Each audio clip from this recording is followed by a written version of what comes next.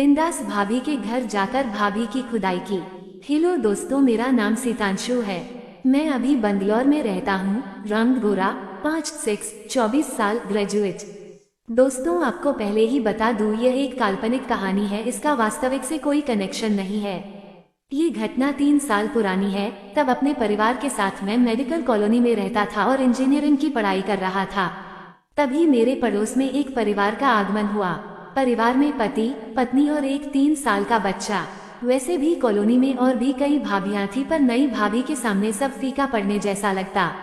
चूंकि वो नए थे तो मैं कभी कभी उनका सामान मार्केट से ला लेता। मुझे घूमने का मौका मिल जाता और भाभी को देखने का, और कभी कभी थोड़ा थोड़ा छूने का भी। ऐसे ही 1 महीना बीत गया और भाभी हमारे घर के सदस्यों के साथ भी घुल मिल गई। उनके पति और पापा में भी गहरी दोस्ती हो गई। एक दिन एक शादी में हमें और भाभी को भी नेता मिला था, पर मम्मी को कुछ काम था, सो भाभी ने भी जाने के लिए मना कर दिया। सो पापा और भैया भाभी के पति चले गए। पार्टी कॉलोनी से 30 किलोमीटर की दूरी पर थी और आते वक्त जोर की बारिश के वजह से पापा ने रात के करीब 9 बजे मम्मी को फोन करके कहा से सीतांशु को भाभी के घर जाकर सोने के लिए कह देना। फिर क्या, मैं खाना खाकर 10 बजे भाभी के घर चला गया। घंटी बजाई और भाभी ने झट से दरवाजा खोल दिया। तभी मैं भाभी को देखकर दंग रह गया। गोरी चिट्टी, लंबे घने बाल, वक्ष आगे जितना, पीछे उतनी पीछे, मतलब 36 से 30 से 36, और कद होगा 5'3", इतने सही फिगर के साथ साथ काली नाइटी, जैसे लगा कि आसमान की कोई परी नीचे घूमने आई हो। हम दोनों अंदर आ गए। भाभी ने कहा से तुम बैठो, मैं रस लाती हूँ। मैं वहीं सोफे पर बैठ गया। थोड़ी देर में भाभी रस लेकर आई, एक गिलास मुझे दिया और एक गिलास खुद लेकर मेरे पास सोफे पर बैठ गई।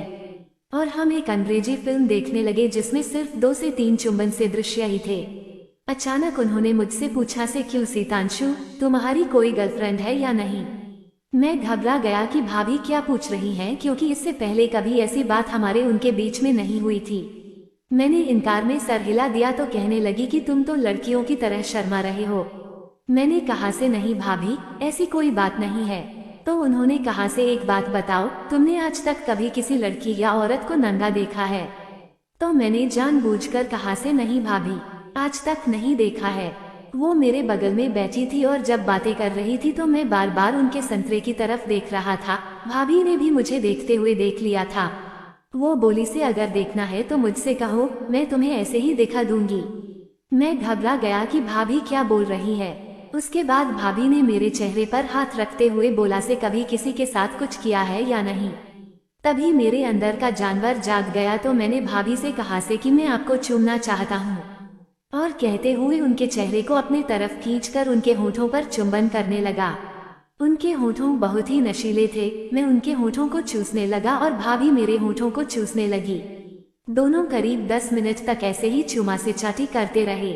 उसके बाद भाभी बोली से तुम तो कह रहे थे कि तुमने कभी कुछ नहीं किया है, लेकिन तुम्हें देखकर लगता नहीं है कि तुमने कभी कुछ नहीं किया है।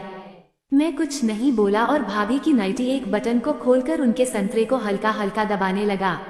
उनको भी अच्छा लग रहा था, इसलिए कुछ नहीं बोली। फिर मैंने उनकी नाइटी को पूरा खोल दिया तो भाभी कहने लगी से तुम तो बहुत तेज हो, पहले तो तुमने चुंबन करने को कहा और अब मेरे संतरे दबाने लगे। मैंने कहा से भाभी, आप बहुत खूबसूरत हो और मैं आपको खोदना चाहता हूँ। कहकर भाभी के एक संतरे पर अपना मुंह लगाकर चूसने लगा और दूसरे संतरे को अपने हाथ से दबाने लगा।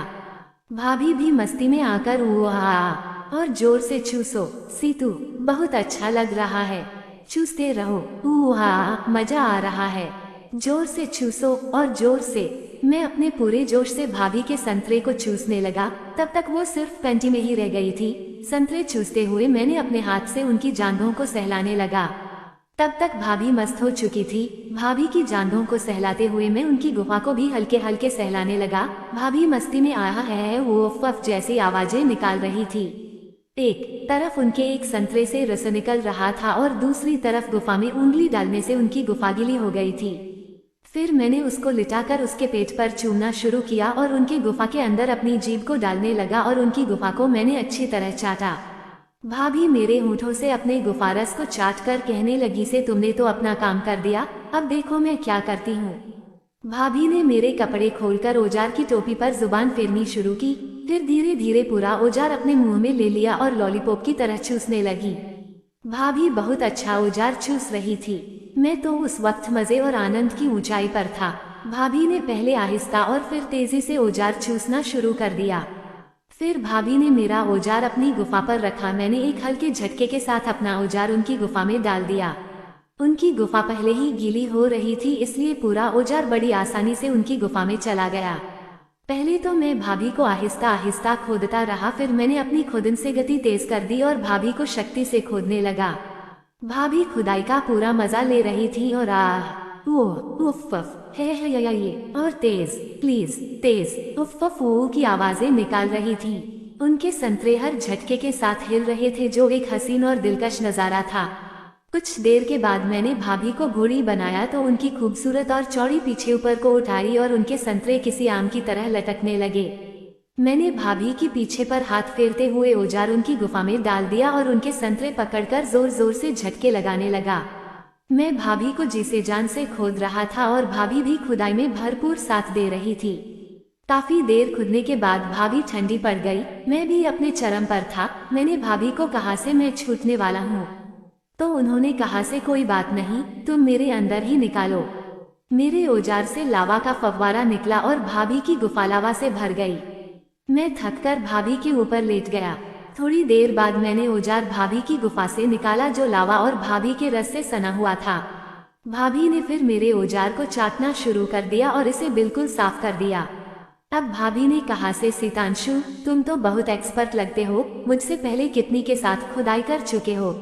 मैंने कहा से, भाभी खुदाई तो 14 से 15 के साथ की है, लेकिन जैसे संतरे आपके हैं वैसे संतरे मैंने आज तक नहीं चूसे हैं। आपके संतरे बहुत टेस्टी हैं। ये कहते हुए मैंने झटके से अपनी उंगली फिर से उनकी गुफा में डाल दी और भाभी ससा आ करती रही, बहुत अच्छा लग रहा है। और फिर मैंने भाभी की तारीफ की कि सच में आप बहुत खूबसूरत हो। तो भाभी ने मुझसे कहा से, ये क्या भाभी लगा रखा है, पहले ये बताओ कि तुम मुझे रात भर खोदोगे या नहीं।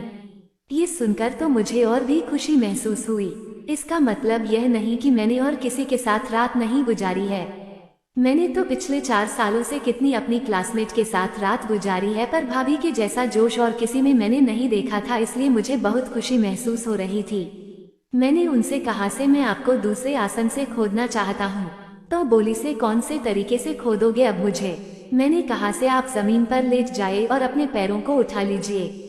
उन्होंने ऐसे ही किया। मैं उनके पैरों के बीच में गया और उसको फैलाकर अपने दोनों कंधों पर रखकर उनकी गुफा के छेद पर अपना औजार रखकर धक्के मारने लगा।